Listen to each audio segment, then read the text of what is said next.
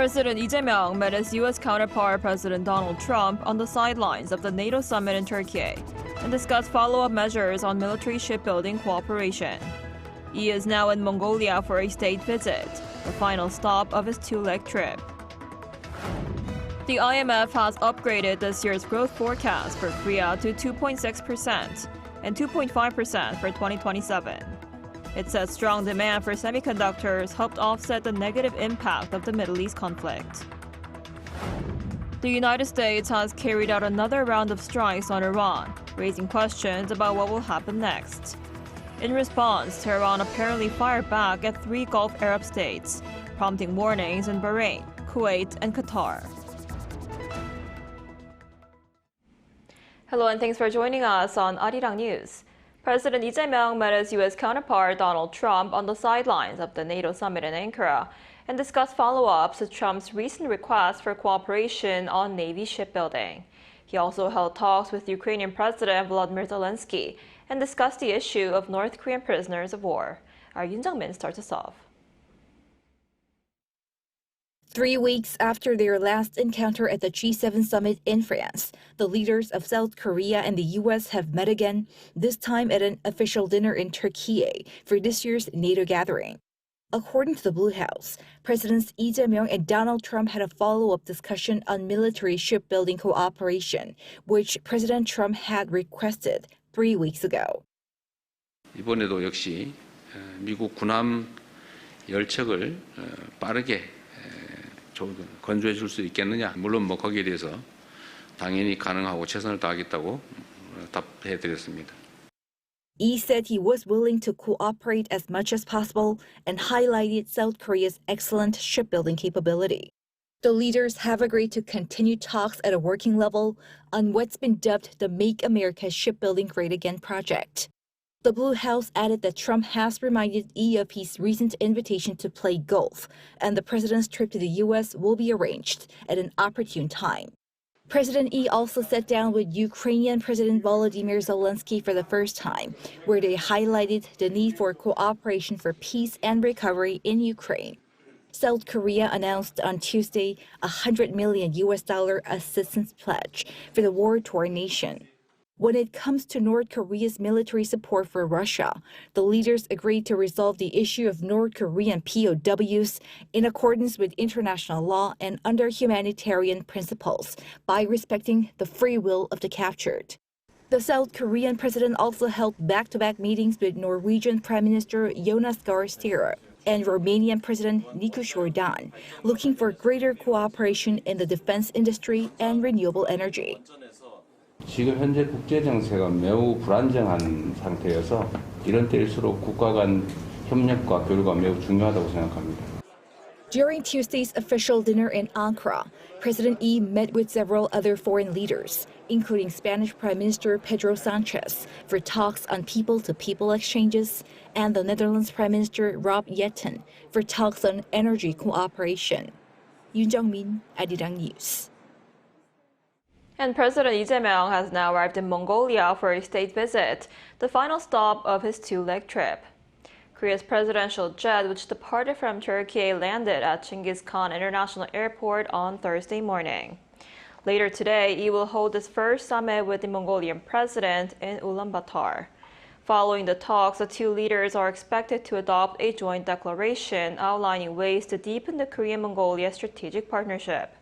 This is the first state visit to Mongolia by a Korean president in 15 years. And as President Lee embarks upon his visit to Mongolia, the country's ambassador to Seoul says the two countries are looking to deepen cooperation in critical minerals, healthcare, and regional security. Our correspondent Oh Soo-young has more. Korea and Mongolia are seeking to transform their strategic partnership into concrete cooperation in critical minerals, healthcare and regional security. President Lee Jae-myung begins a state visit to the country on Thursday, marking a significant moment in bilateral relations, according to Mongolia's top envoy in Seoul. This state visit takes place after 15 years, when former President Lee Myung-bak has paid also a state visit in 2011. So my country is really focusing on to get a very significant outcome during the state visit. And we especially focusing on to get very significant feedbacks and also strengthening cooperation in trade, investment, digital infrastructure, health sectors, and many other sectors. Critical minerals are expected to top the agenda. The two governments signed an MOU to establish a joint rare earth research centre in 2023, before officially launching a rare metals cooperation centre in Ulaanbaatar last December. That's why the state visit will push us to deepen our cooperation in critical minerals, more creating opportunities, not only exploring the natural resources, and also we are looking for building up industries for processing of the mineral resources to add to produce value-added products, which can be used for the Korean market and economy. Mongolia is also seeking greater Korean investment in construction, infrastructure, digital services and healthcare. The ambassador says beyond those complementary strengths, there's a broader middle power partnership. Bordered by Russia and China, Mongolia's third neighbour policy seeks to deepen cooperation with partners beyond its two immediate neighbours. Korea plays important role. Korea has their own places in our foreign policy, especially in a third neighbor policy. And we always I think Korea is our closest partner, and also Korea is the partner with our shared values, including democracy, the rule of law, human rights. It is also one of the few countries to maintain diplomatic ties with both Koreas, and has hosted the Ulaanbaatar Dialogue on Northeast Asian Security since 2014. Since 1990, Mongolia has implementing open, transparent, and multipolar foreign policy. In 1992, Mongolia has declared its own policy, which we call nuclear weapon-free status. This policy was declared by our former president, Ocurbat, at the UN General Assembly. So since that time, the Mongolia is really keen playing, especially in this region, to maintain peace and security. The Blue House says the leaders are expected to present a shared vision for a golden era of bilateral ties, spotlighting critical minerals, food security, healthcare, science and technology, and peace and stability on the Korean Peninsula. Youn, Arirang News. Over in the Middle East, tensions are rising again after the U.S. carried out another round of strikes on Iran on Wednesday. Following the strikes, countries across the Gulf, including Bahrain, Kuwait, and Qatar, issued safety alerts amid what appears to be Iranian retaliation. Our Chung Il-im has more. The United States carried out another round of military strikes on Iran on Wednesday, just hours after President Donald Trump declared that recent Iranian attacks on commercial vessels in the Strait of Hormuz had effectively ended the ceasefire between the two countries. According to U.S. military officials, the strikes were aimed at further degrading Iran's ability to threaten freedom of navigation through the strategic waterway. Iranian state media reported explosions in several locations, including the southern port cities of Bandar Abbas and Sharik, as well as Bushehr, the site of a nuclear power plant complex. The latest operation comes a day after U.S. forces targeted Iranian military sites and port facilities in response to Tehran's attacks on several merchant ships off the coast of Oman. Despite the latest military action, President Trump said he does not believe the situation will develop into a full-scale war. No, I don't think it's going to start again. I think it's going to go very quickly. They hit a couple of ships, and so we hit them much harder. Meanwhile, countries across the Gulf have been put on alert following the strikes. Warnings were issued in Bahrain, Kuwait, and Qatar, with authorities urging residents to take precautions. Kuwait's defense ministry said its air defenses had intercepted missiles and drones without giving details on targets or damage. Bahrain's interior ministry also issued a similar alert, though it did not say whether an attack from Iran had taken place. Countries across the Gulf are now bracing for possible attacks while stressing they're not part of the conflict. 정혜림, Arirang News.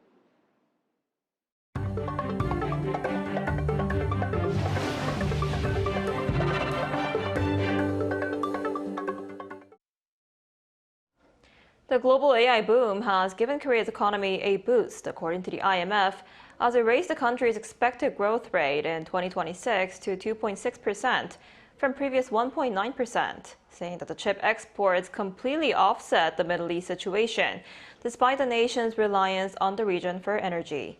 Our Kim Do-yeon has the details. The International Monetary Fund has sharply upgraded its 2026 economic growth forecast for Korea to 2.6%. This is a 0.7 percentage point increase from the April estimate. The adjustment closely tracks recent revisions by the Bank of Korea and the OECD, which both raised their growth forecast to 2.6%. According to the IMF's July World Economic Outlook update released on Wednesday, in Korea, growth is expected to rise to 2.6% in 2026 and 2.5% in 2027, buoyed by strong external demand for semiconductors, which dominates the negative impact of the war. With these revisions, Korea's growth trajectory stands as the highest among advanced economies for 2026 and 2027. The report highlighted a remarkable performance in the first quarter of the year. The IMF noted that Korea surprised with a 7.5% growth rate in the first quarter, more than 4 times the 1.8% projected in April, powered primarily by a semiconductor and AI hardware export boom. The agency categorized the country as one of the top 4 net exporters of artificial intelligence hardware globally. In contrast to Korea's upward momentum, the global economic outlook for 2026 was downgraded by 0.1 percentage points to 3.0%. The IMF observed that national growth paths are diverging sharply based on 2 conflicting forces: negative supply shocks from the Middle East war and positive technology shocks from the AI value chain. While the United States held steady at 2.3%, high energy costs dragged down forecasts for the Eurozone to 0.9% and Japan to 0.6%.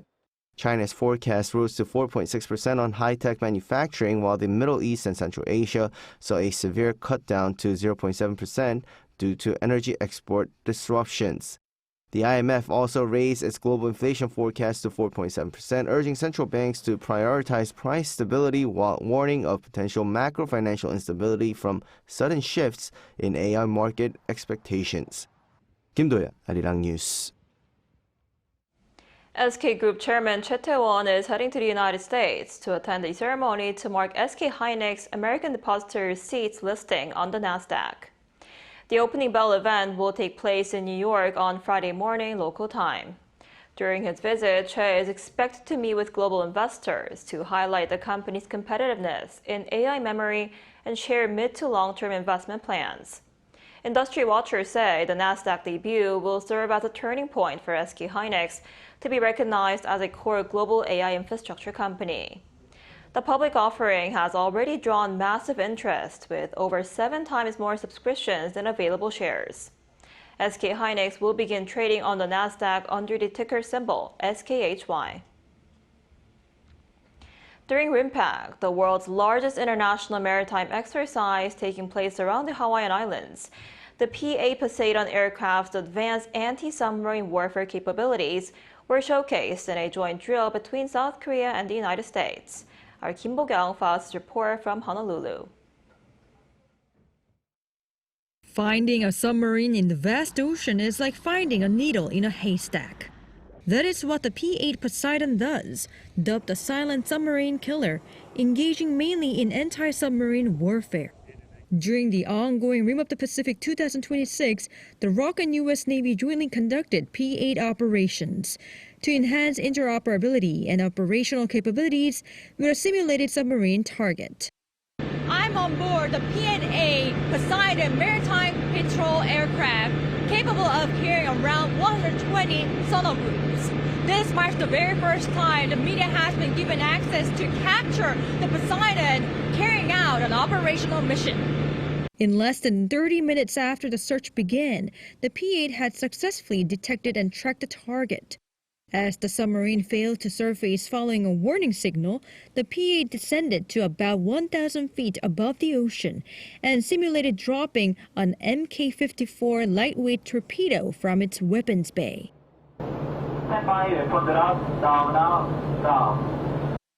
Proving itself as the most capable maritime patrol aircraft in the world, P-8 boasts roughly twice the acoustic capability of the P-3 and about 1.5 times more sonar buoys. The U.S. captain also points out the importance of seamless data sharing between the two allies, while the ROK Navy vowed firm readiness to deal with any future threat with the U.S. So that's really the goal when we're here at RIMPAC, is to build those connections, because it is important for those turnover times so that we can execute and do it efficiently, properly, and professionally. With world-class maritime patrol aircraft and advanced tactical capabilities, we will remain fully prepared to respond rapidly to any threat in the maritime domain. While highlighting P-8's advanced capabilities, the two allies have highlighted the importance of allied cooperation during the RIMPAC period. Kim Bo-kyung, Arirang News, Honolulu. Veteran Korean actress Youn Yuh-jung has been nominated for the 78th Primetime Emmy Awards, earning a nod for Outstanding Supporting Actress in a limited or anthology series or movie for her role as Chairman Park in Season 2 of the Netflix series Beef.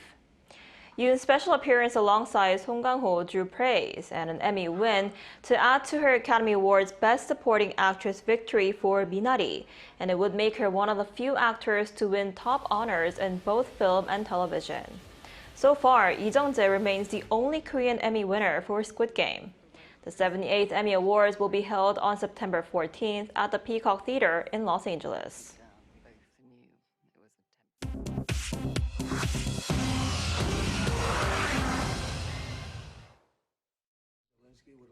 This is the world now.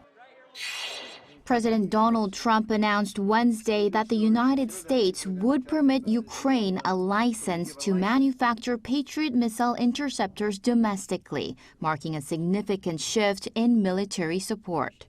Trump made the announcement during a meeting with Ukrainian President Vladimir Zelensky at the NATO summit in Ankara without providing further details. The move represents a departure from previous tension between the two leaders, which included Trump calling Zelensky, quote, ungrateful. Ukrainian officials welcomed the announcement as an important step towards strengthening the country's air defense capabilities. Trump said he would speak with Russian President Vladimir Putin later Wednesday and described both leaders as difficult negotiating partners in ending the war. China will allow some domestic technology companies to purchase a limited number of NVIDIA's H200 processors, signaling eased restrictions on importing American semiconductor technology. Companies including Alibaba, ByteDance, and DeepSeek have received notification of the new purchasing permissions.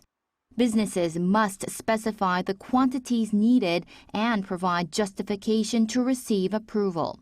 The decision comes months after Washington cleared the sale domestically, with Beijing previously citing security concerns and worries about undermining homegrown chip development. The total number of processors approved for purchase remains under discussion, with estimates suggesting fewer than 200,000 units. In Bangladesh, a landslide struck a girls' school inside a refugee camp, killing 7 students and 1 teacher. The landslide buried the school in the coastal city of Cox's Bazar on Wednesday. 5 other children were rescued and taken to hospitals for treatment. Monsoon rains have battered the region since Sunday, triggering landslides across the area. More than 1 million Rohingya refugees live in the settlement, the world's largest refugee camp. Authorities have issued warnings for continued flooding and landslides as more rain is forecast for the coming days. Justin Bieber will join Madonna, Shakira, and BTS as performers for the World Cup final halftime show on July 19th in New York. The 11-minute performance is the tournament's first Super Bowl-style entertainment segment.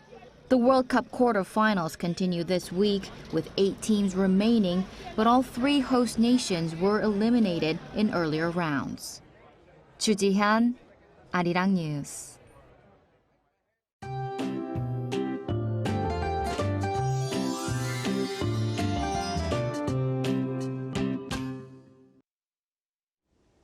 The monsoon has already caused widespread impact across Korea, with cases of property damage reported nationwide. The Chungcheongdo provinces had the toughest conditions this morning, and it will continue to lash down through tomorrow. Chungcheongdo and Jeollado provinces could see up to 200 millimeters of downpours. The capital area Gangwon-do and Gyeongsang-Bukdo province could receive up to 150 millimeters. In fact, a heavy rain warning has been issued for Chungcheongdo and a heavy rain advisory for many of the western regions. So please stay safe. Meanwhile, the southeast regions are still under a heat wave advisory. And this afternoon, Daegu will be getting up to 33 degrees Celsius. Seoul and Daejeon will make it to 27 degrees. Heavy rain, strong winds, and localized flooding remain the biggest concerns through tomorrow morning. So if you're traveling today, please keep up with the latest weather updates.